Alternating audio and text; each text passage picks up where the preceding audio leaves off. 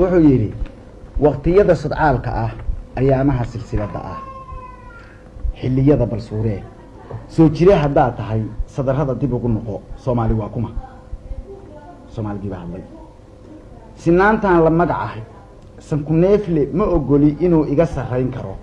anna garasho sogordahan sooriye ruux ugama dhigo Soomaali baana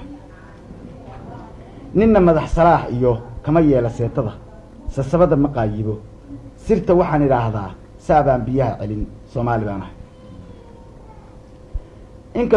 inkastoon sabool ahay haddana waa sariigtaa sacbada ma hoorsado saaxiib nimaan nahay cadowgayga lama simo Soomaali baana sadcaalkaygu waa meel sahaydaydu waa dacar soodintaydu waa caan seeftaydu waa cudur naftuna geedka iga suran Soomaali baana nin isigay ma nabad galo nin isugayna maba jiro libta wali ma sii deyn gardarrada ma saacido nin xaq lana cid lama simo Soomaali baana nabadaan u sahanshaa culaadaan ka salalaa soo ma jeesta goobaha ninka nabarka soo sida gacantiisa kama sugo Soomaali baana dabayshaan la socodahay salfudaydna uma kaco waabay sunaan ahay